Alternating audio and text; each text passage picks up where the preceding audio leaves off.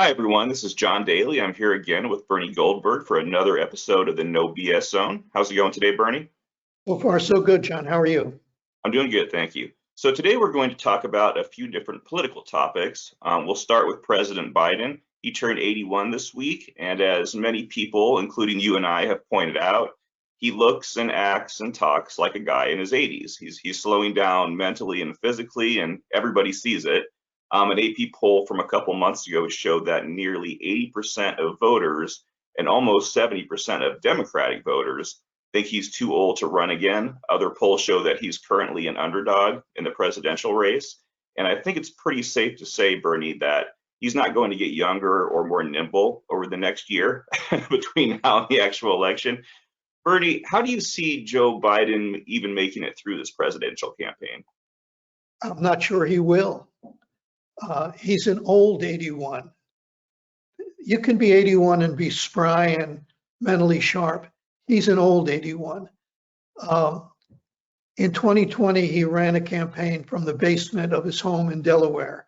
They're going to try to do it again, this time from the West Wing of the White House.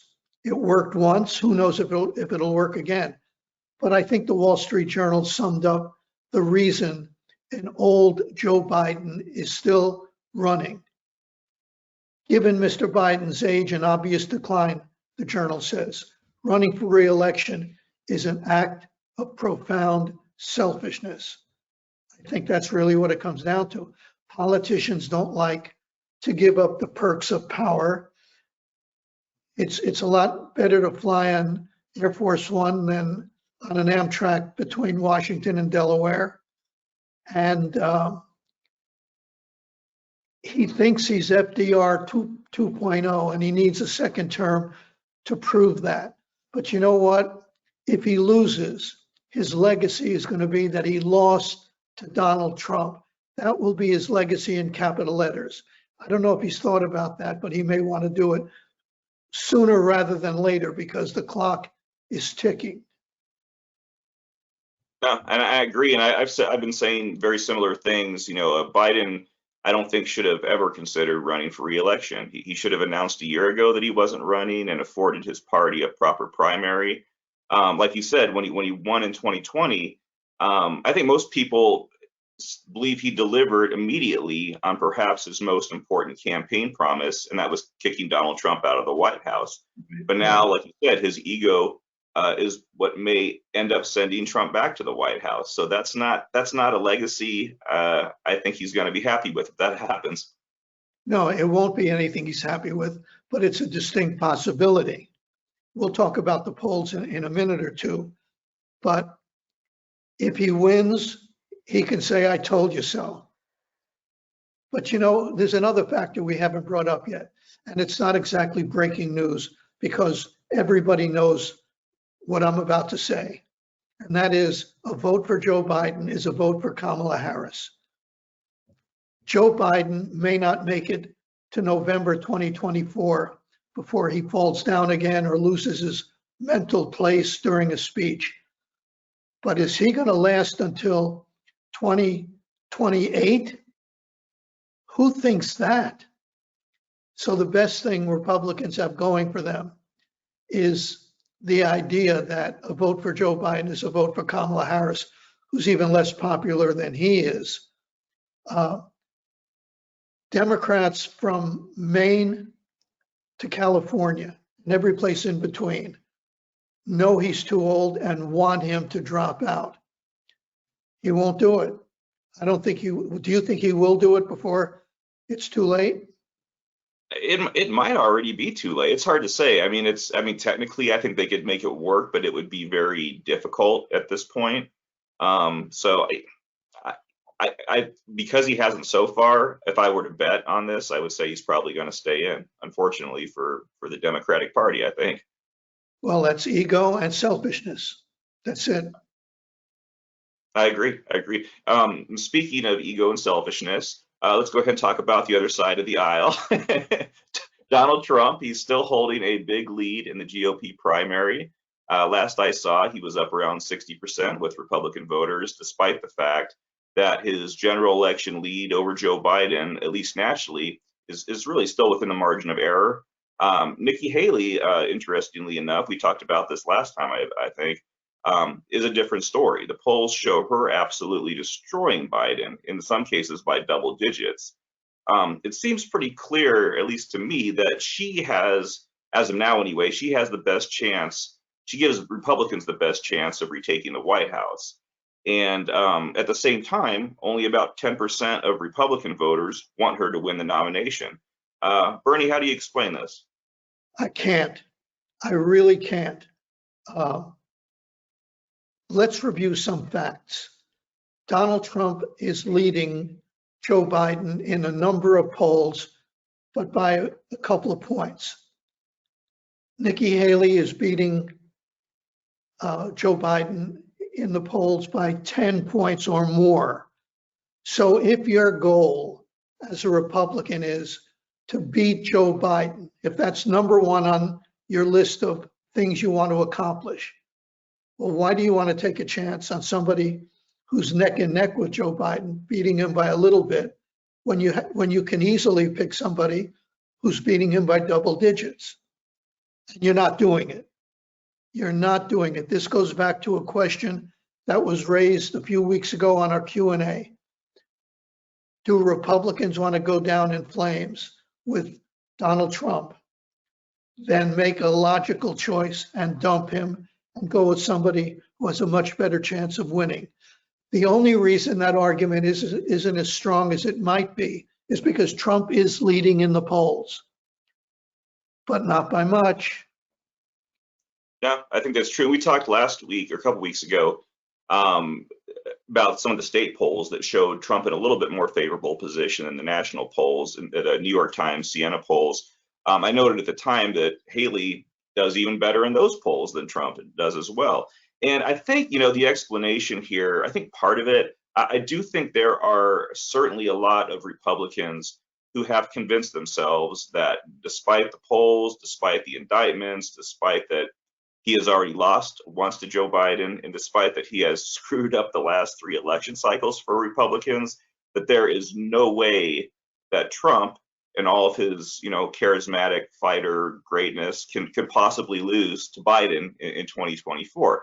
However, I also think, and you brought this up a second ago, that winning elections, it's weird to say, I don't think it's as important to a lot of Republicans these days. I touched on this topic in a column I wrote last week for this website, and here's a paragraph from that, and I was going to ask you what you think about this. So I wrote, the new Republican base, by and large, would rather lose a general election to a Democrat than win with a pre-Trump Republican. I define those as sort of the traditional Republicans. To lots of these voters, there's even a certain purity and nobility in losing with a modern post-2016 Republican candidate. It means that candidate didn't cave to the rules of the establishment or the deep state, and in what was probably a rigged election anyway. So losing weirdly keeps such failed politicians in good standing with a tribe that likewise views itself as victims of the powers that be. Do you think there's any truth to that, Bernie, or do you think I'm crazy? Unfortunately, I think there's probably a lot of truth to it. The true believers are different from everybody else. Logic doesn't matter, just the principle matters. And look, it's good to be principled, but if you want to win an election, you have to be practical also. And I think you mentioned this briefly, but I think it's an important point. They think they're going to win. Donald Trump supporters say there's no way a frail, and they'd use a different word than frail, Joe Biden is going to beat Donald Trump. They may be right. Let's acknowledge that. They may be right. But when Donald Trump is leading by a little bit, and Nikki Haley is leading by a lot, and do you want to win, or do you want to stand on Donald Trump is our guy and we'll go down in flames with him if need be, but we're not abandoning him? Okay, that's your choice. And you better hope you win, because if you don't, it's not going to be only Donald Trump's fault. It's going to be all the people who are Donald Trump loyalists. It's on them too. Yeah, and you brought up the point of principles. That to me that just seems like such a weird principle, and that's just deferring to Trump basically, or just going all in on Trump. It's if these principles were tied to policies or positions. What I believe I wrote this recently too, is that if you look at what everybody on the right, whether you're, a Trump critic or a Trump loyalist, everybody, seems to agree that his biggest achievements as president were on the judiciary, the Supreme Court and all the other the judges, and also the economy, which was, handed to him, that legislation by Paul Ryan. He signed it into law, and that was very helpful. These are all things that I think everybody on that stage are for as well. On the Republican, that's running in a Republican primary, Nikki Haley definitely does. I mean, those are just typical conservative things that have been around forever. Tax reform and a conservative judiciary. And so yeah, it's the principle is more like it has nothing to do with positions or policies, but more about the attitude and the charismatic factor that Trump has with him. It's just a strange set of principles, I think, to cling to in this situation. Maybe principles is the wrong word, but it's the only one I can come up with to explain why they're hanging on to a guy who could win. Again, we have to acknowledge that. But you got a much better chance with somebody else and you won't take it. It defies logic. It just defies political logic. So, speaking of another candidate or former Republican presidential candidate, we're going to talk a little bit about Tim Scott. He is no longer he's no longer running. He ended his presidential campaign since the last time we talked. And Bernie, you were kind of high on Scott for a while, and you thought he might have had a shot at building some real momentum, but that never happened. Bernie, why do you think that is? Well, let me acknowledge I was wrong. I thought early on, I thought he could catch on, and I thought he could catch on because of his upbeat Morning in America message. Turns out that's not the message the Republican Party is looking for. They'd rather have Donald Trump's message of revenge and retribution and general nastiness. As I say, I was just dead wrong about that. But the question is, what is the Republican Party about these days? I don't think you should pick somebody simply because he's a nice guy. I want to make that very clear. But he was roundly rejected. You'd think he would have done better just by being an upbeat guy with a great biographical story. He wasn't. It's kind of depressing, may be too strong a word, but it's a downer. No, I agree. So I never did think that Scott had a chance. I'm not trying to rub that in, but I say that as someone who likes a lot of things about Scott, including his optimism, which you're mentioning. I actually met him, Tim Scott, a few years ago at a Weekly Standard event in Colorado Springs, and I was extremely impressed with the guy. I mean, he had great ideas. He carries a lot of wisdom with him. He's very personable, and he's also very inspirational. In the right forum, when he's not limited on time like he was in the debates, he makes a very good case for himself, and he presents very good ideas for the country. But along with what you said about the makeup of the Republican Party, today's Republican Party, I did see too little of that Tim Scott in his presidential campaign. And again, it's the GOP just isn't the same party that it was when Scott came to prominence, as a U.S. senator. It's very hard, I think, for a person of a good character and good nature like Tim Scott to strike the right chord with today's Republican base. And when such people try to appeal to the MAGA base, when they kind of flirt with the fist pounding and the culture battles and flattering Donald Trump, it comes across as awkward and insincere, and it just doesn't work. And I think that's what also hurt Tim Scott. He's a politician, I would say, for a better, more mature time in American politics. And it's unfortunate that today's political culture is what it is, because I do think he would make a good president. Yeah, I don't see that more mature time coming anytime soon, by the way. No. By the way, I met Tim Scott at an airport. I think it was the Atlanta airport once. You ready for this? Uh-huh. He was a congressman at the time. He came up to me. He recognized me. I didn't know. He said, "I'm Tim Scott." I said, "Tim Scott." "Oh yeah, Tim Scott. I know who you are." He knew me before I knew him. Well, you're a big deal, Bernie. Yeah, I guess so, right? I wasn't saying that to say that, everybody knows who I am. I was saying that to show how stupid I am, that I didn't know him and we met up close and personal. Well, when he was a congressman, I probably wasn't that familiar with him either. I think I paid more attention when he became I knew him. Once he mentioned his name, I knew him immediately. Gotcha. I sort of So, wish I didn't tell that story. what's that? I sort of wish I didn't tell that story. Oh, that's all right. That's all right. I wouldn't feel bad about that. So, our last topic is about something you wrote about this week, Bernie, the apparent cracking of a historic political coalition that could spell big trouble for both Joe Biden and the Democratic Party. Bernie, can you describe that coalition and explain what appears to be happening to it? Yeah, let me tell you what parts of the coalition are cracking. Progressive voters, they're part of the coalition because of the war in Gaza. You don't need a lot of them abandoning Biden. They're not going to vote for Trump, of course, but they may vote for a third party candidate or they may sit home. That helps Donald Trump. So progressives may sit out the election. Young voters, because of Gaza, may sit out the election. Jewish voters, they reliably Democratic in presidential elections, overwhelmingly. Lose a little of them, that could be a big change. And Muslim voters in a place like Detroit, a swing state that Biden needs to win election. That's all part of the Democratic coalition.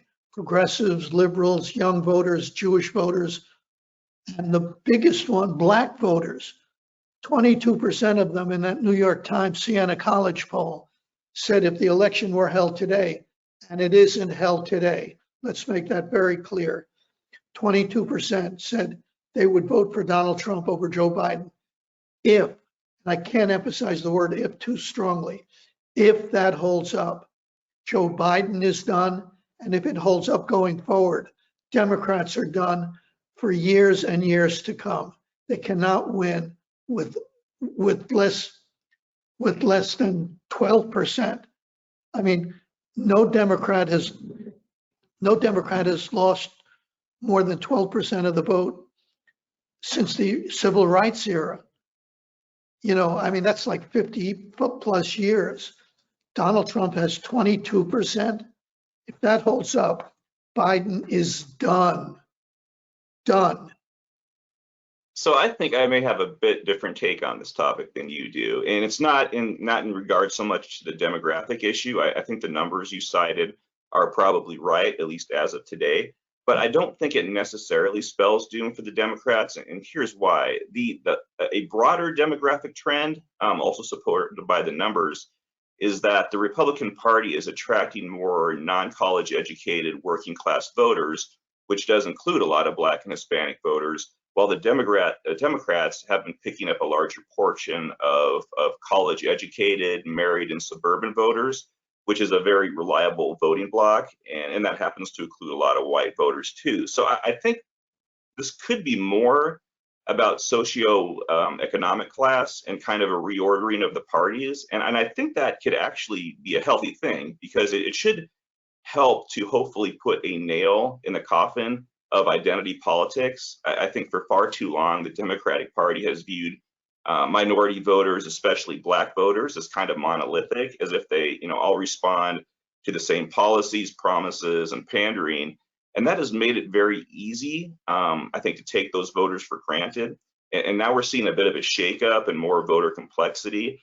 And I don't think that's a bad thing at all. I think that's a good thing. But I think where the Democrats may be losing certain voters, they're actually gaining other voters. and I'm not sure it's creating that big of a divide. I could be wrong, but sort of a theory of mine. What do you think about that, Bertie? So the Democratic Party is the party of elite educated people, and the Republican Party is the party of blue collar working people. It's going that direction. Hell, this is the exact opposite of what it's been historically. True. Right? Yeah, no, that's true. That's true. That said, I'm going to repeat what I said, but I'll do it briefly. If Democrats lose some progressives, some young voters, some black voters, some Jewish voters, they're not going to win in 2024. They're just not. Because those voters may historically be less reliable in terms of going out on election day and voting, but they'll go out and vote in 2024. They will go out to vote against Joe Biden. It'll be interesting to see for sure. I mean, I do think there's a lot of things going in a lot of different directions. You know, we're seeing people who wouldn't vote a certain way now voting a certain way. A lot of shakeup. So yeah, no, it'll be interesting to see for sure. Don't underestimate Cornel West. I saw him at a rally, a pro-Palestinian rally. If I noticed him, people who were at the rally noticed him. If he gets a few percentage points, that could make a big difference. Jill Stein, if she gets a few percentage points. I mean, Ralph Nader only got a few percentage points, and he swung the election to George Bush. Third, and we haven't even mentioned RFK Jr., who's got something like 24% of the support among who I don't know, but 24%. You know, you say he's going to take votes away from Trump. You may be right. I've seen polls since. You said that early on. You may be right. But these third-party candidates are going to cause havoc in ways we can't determine in advance. I think that's true, and I don't think you brought up Joe Manchin either. He's another possibility. If he gets what about the guy who's already in the race? The Democrat who's in the race. Forgetting his name now too. That's the point. There was one of the poll things said, if an anonymous, unnamed Democrat ran, would he beat Donald? He beats Donald Trump by 8 percentage points. Well, there's an anonymous, unnamed Democrat running. We're two guys plugged into politics, and we can't think of his name offhand. I'm sure I would have known it like 20 minutes ago if somebody had asked me now, and now I'm just drawing a blank on it. But yeah, it is. Listening to us are yelling at us right now at the computer screen saying, you idiots, it's so-and-so. No, but that's interesting because you said, you know, that basically, the polls do show that. They say a generic Democrat, a non-Biden Democrat would destroy Donald Trump. A generic Republican. Yeah, he's running. Yeah, and a generic Republican, not Donald Trump. It's basically you take these two out of the equation. If either of these sides, you know, wises up and nominates someone other than who's currently leading the pack right now, we could just see a landslide election, you know. But on either end, by the way. If Republicans replace Trump, then Republicans have a much better chance. If Democrats replace Biden, even with an unnamed generic Democrat, you don't even have to pick somebody, they stand a much better chance. This is crazy. It is. Everything we're talking about doesn't make sense. It's crazy. And that's why anything can happen in 2024. Third-party candidates are going to have my prediction, third-party candidates are going to affect this election in ways that the two major candidates aren't factoring in right now. I think that could very well be true. Very well be true. Another thing to say before we go. If you're watching this on Wednesday before Thanksgiving, please, I'm begging you, don't talk politics during Thanksgiving with your family and friends. Don't do it. I'm begging you. It never works out, does it? It's never a good idea. So yeah, I totally agree with that. Anyway, happy Thanksgiving to you, John, and to everybody watching. We appreciate your being with us. We do. Thank you, and same to you, Bernie, and same to everybody watching. As always, leave your comments in the comment section. Let us know how we're doing and what you want us to talk about, and we read all those. So everybody, again, happy Thanksgiving, and Bernie, you have a great rest of your week, all right? You too, John. Bye-bye. Thank you.